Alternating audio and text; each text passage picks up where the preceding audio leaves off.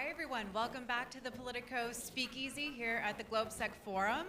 We are going to continue on with our programming this morning, and so please help me welcome to the stage my colleague Chris Lunde. He is our defense reporter based in Berlin, and he is going to introduce you to our next guest, so give them a round of applause.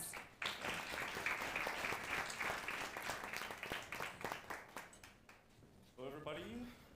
Good morning. Good morning everyone. Thank you. These are great seats. You can really sink into it. Thanks for joining us on the final day of the Politico Speakeasy here today at this year's GlobeSec Forum also today. I'm Chris Lunde. I'm a defense reporter based in Germany. And joining me on stage is Admiral Michael Rogers, former director of the National Security Agency and commander of the U.S. Cyber Command. Admiral, thanks so much for being here, and we're looking forward to the discussion. Thanks for the opportunity.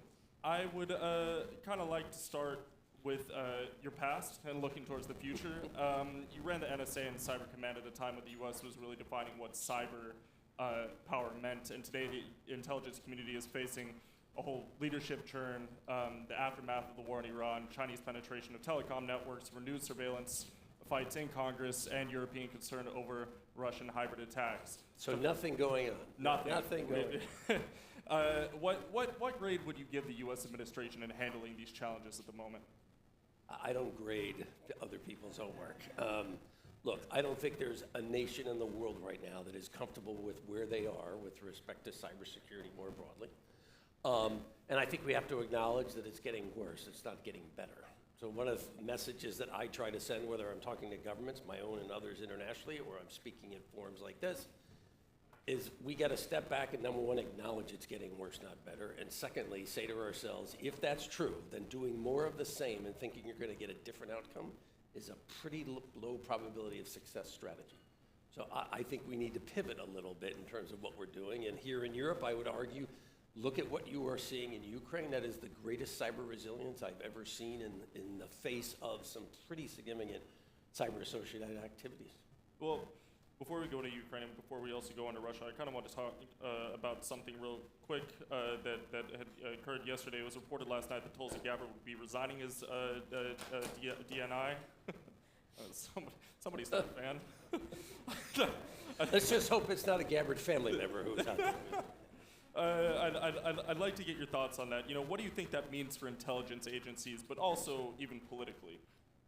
Leadership changes all the time. That is the nature of life. So I would urge people, don't think that this has a significant operational impact immediately. Now remember, in her letter, she announced that she is stepping down on the 30th of June. So this is not something that's happening tomorrow. Mm-hmm. There will be a transition. The deputy, it appears, is going to become the acting. Agencies will execute their responsibilities. I will be honest, as the director of NSA, I led the largest intelligence organization in the U.S. structure. If we're honest, it's the largest in the free world. And while the DNI was clearly important and I dealt with directly, regularly, my day-to-day life as the director of the NSA was not driven every day by the DNI. Yeah, well, I mean, Gabbard wasn't a run-of-the-mill kind of DNI, honestly, politically speaking. You know, she's been under a lot of scrutiny, is perceived as having really politicized the position a lot more than, you know, her predecessors. You know, Joe Kennedy resigned from the NCTC over the Iran war, and NSA and Cybercom only recently got a confirmed leader after months of uncertainty. What would you advise the next DNI to do to bring some stability in the House? I'll tell you the same thing I've said to every DNI, either that I work directly for or I've spoken to since. Remember, you have an important role here in trying to bring together this broad set of capabilities in one of the world's largest intelligence infrastructure, number one. Number two, remember, in some way, you are the senior-most face with the senior-most leadership of the nation to these men and women that are working hard to try to support our nation. So I've always been a big advocate as the DNI. Part of your job, I always thought, is to represent those individuals. And then thirdly, could we just focus on what the mission of intelligence is? It's to generate knowledge and understanding.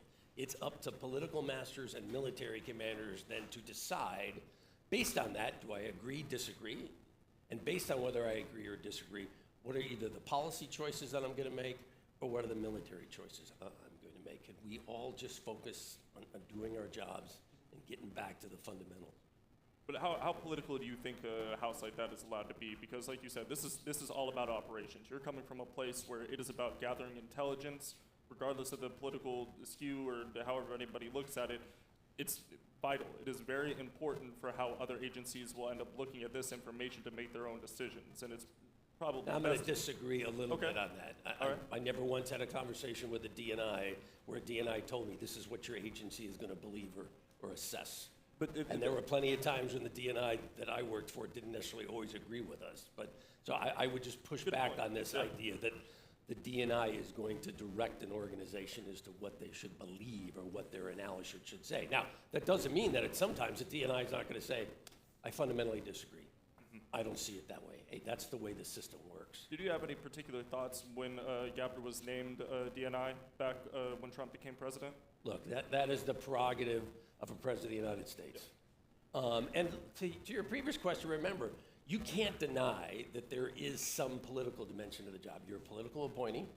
You're selected by a president. You're confirmed by the Senate. So there are, and you're a cabinet level position, so there are political dimensions to the job, just as there is for being the Secretary of War, just as there is for, being the head of any other department in the executive branch as a cabinet secretary.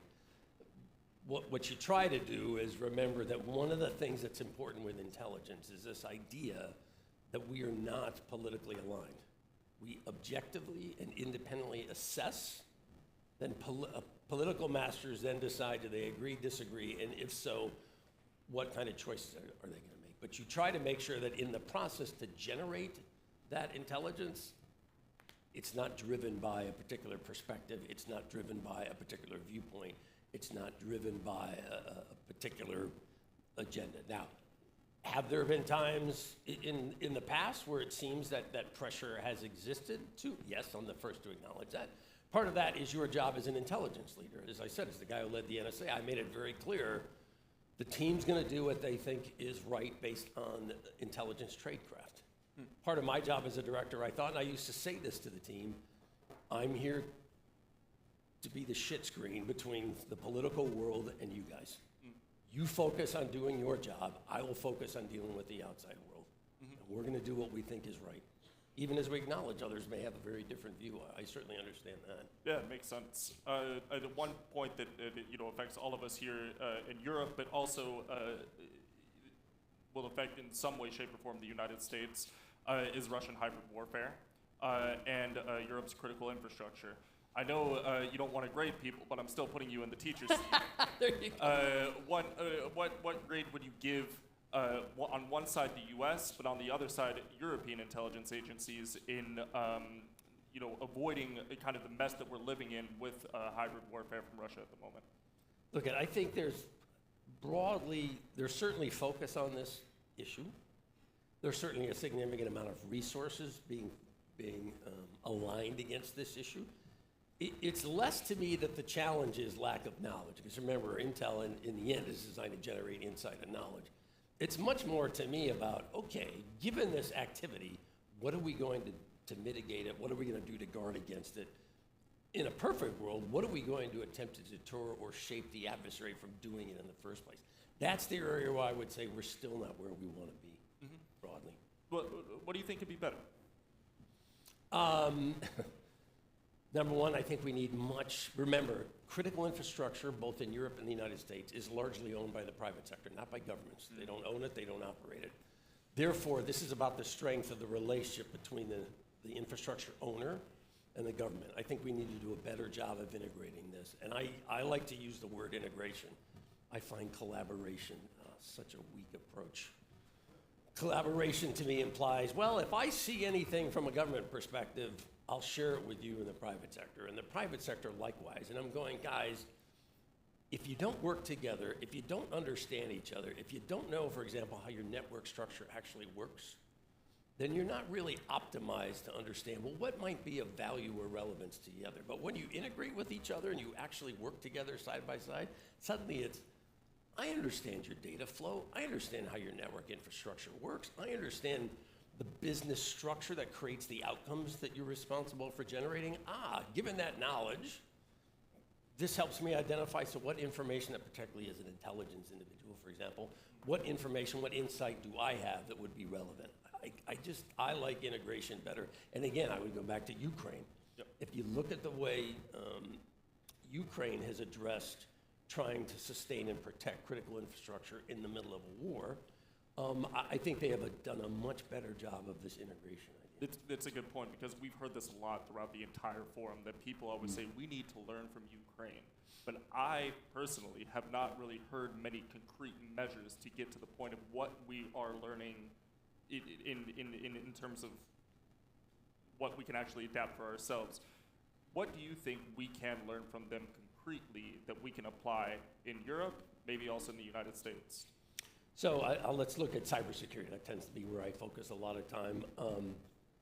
Number one, I thought they were very smart about looking at their data structure. They came to the conclusion before the conflict actually started that they needed to look at shifting much of their data holdings to cloud outside of Ukraine.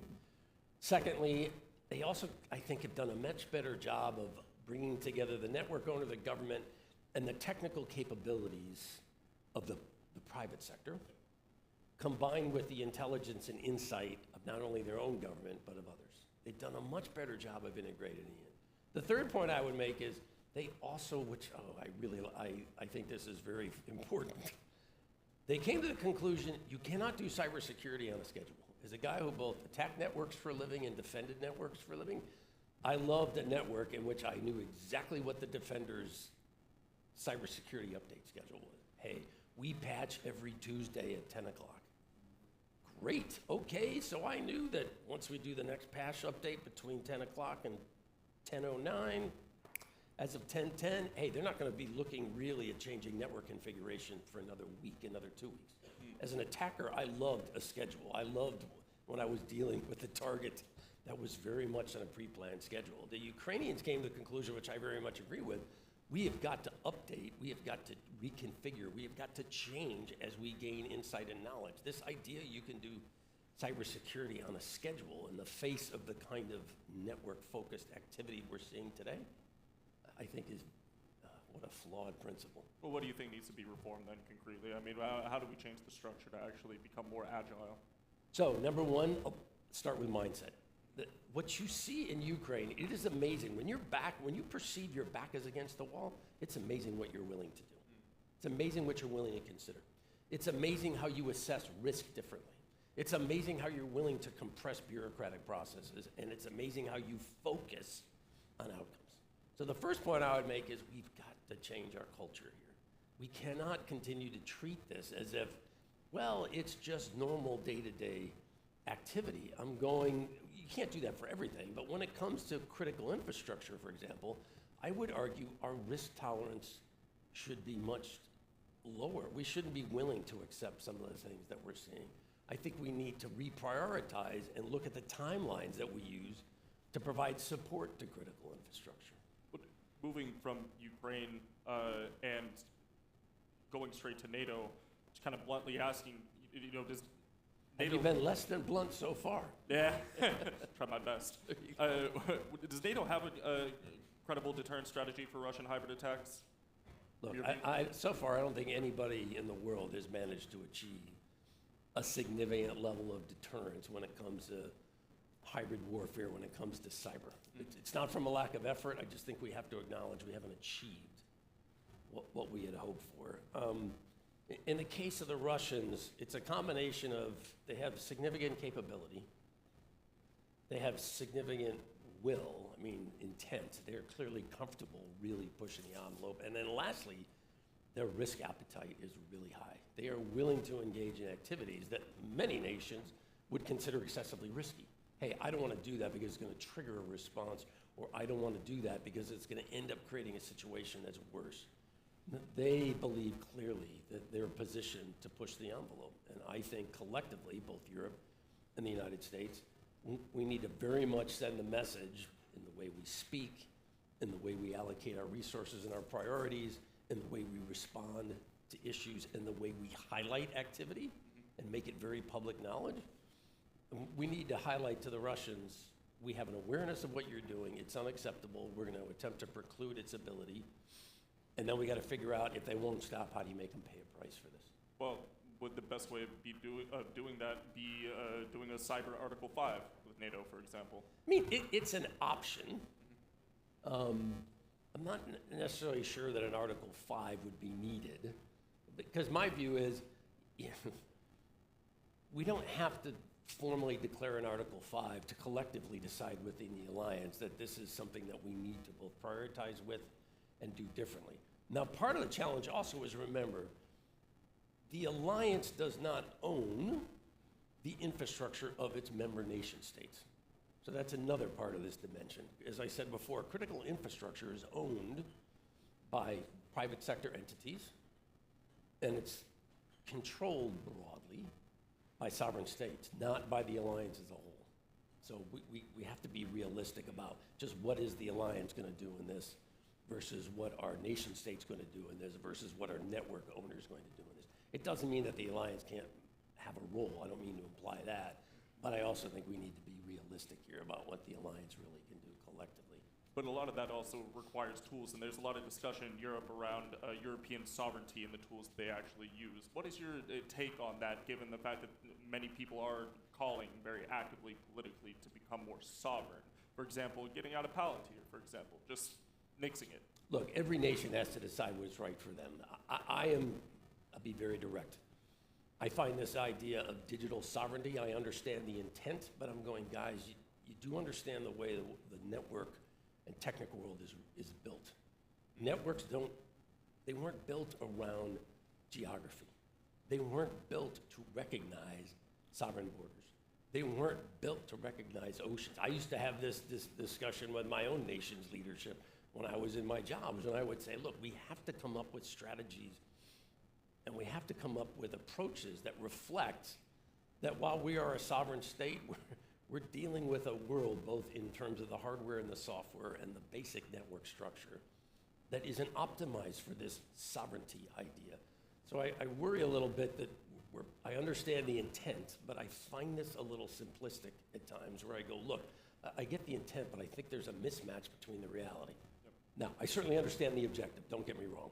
Everyone wants to ensure that they fundamentally understand the risk they're running, and they want to be comfortable with what they perceive to be the risk. That is certainly reasonable. I don't have an issue with that at all. Last point I would make, I certainly acknowledge that there are political differences right now between the United States and Europe. You have to be an idiot to pretend that they're not. The thing to me is, let the political masters decide what the right long-run answer is. The cybersecurity, and I've tried to say that here in GlobeSec, our political masters will make the political decisions that they feel are appropriate. As cybersecurity practitioners, let the politicians do their jobs. Can we figure out what's the best way to actually achieve cybersecurity, cyber resilience? Because as I said when we started, it's getting worse, it's not getting better. Well, I'd like to take it back concretely to the U.S. Yesterday, reports had surfaced that Trump officials had tried to ban Dominion machines based on debunked foreign interference theories, while states are wanting that Congress, that CISA cuts the expiration of cyber grants would weaken state and local defenses. Are we entering the 2026 midterms with stronger election cyber defenses than in 2016, or are they weaker? So first of all, I'm not familiar with that report. I apologize, Yeah. I'm just not familiar with the report, and I'm certainly not. I was heavily involved in 2016. I'm clearly not involved these days. In general, I would argue 2016 was a bit of a wake-up for us. You know, it really, for the first time, it wasn't that we hadn't seen the Russians attempt to influence things previously, but we hadn't seen this scale, and we hadn't really seen such a spectrum of effort on the part of the Russians.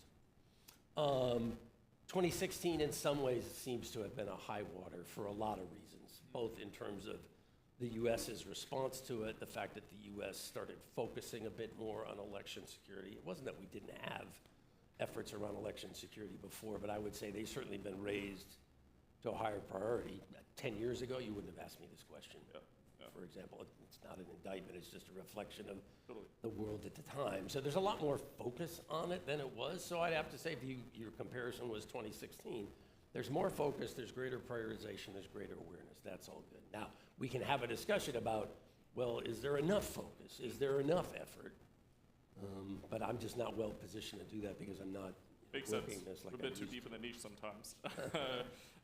Final question: since you've been so deep in cyber from the U.S. side for so long, it's 15 years in the cyber command, I believe now. I believe it's 15. I could be A mistaken. little over, 2010, I want to say May of 2010. Yeah, so. about 16 years. Is it time for a separate U.S. cyber service, domain that we? So remember, we already, within the Department of Defense, the Department of War, we already treat cyber as its own operational domain. Now, we integrate it with the multiple other domains out there, space and the others, number one. Number two, the question, every time I get asked this question, I'm always like, could we step back? Tell me what it is that we're trying to fix. Before you tell me what the solution is you like, could you tell me what the problem is we're trying to fix? Because based on the way we define the problem, that's what'll shape the solution. I find at times we are so fixated on a solution here that I question at times, could we just step back and first ask ourselves, what's the problem? What's the shortfall? If we come to an agreement on that, then we're much better positioned to then decide, hey, what's the best outcome? So I don't like starting with that question as the basis. I like starting with, hey, tell me what's the shortfall? What's the problem? What's not working the way we want? And then we can decide, is it we need to tweak the current system? Is it, hey, we need to fundamentally shift it and change it? Both of those are options. I just would like to start with what's the problem we're trying to solve. There's a lot of problems to be solved for the future. Aren't there, Mike, though? Many thanks. Thank Thank you you, for Chris. coming up here. It Thanks. was a real fascinating discussion. And next up, my colleague Jan Shinsky will interview Swedish Defense Minister Palle Jonsson. Thank you very much. Thanks. Thanks, Chris. Much appreciated.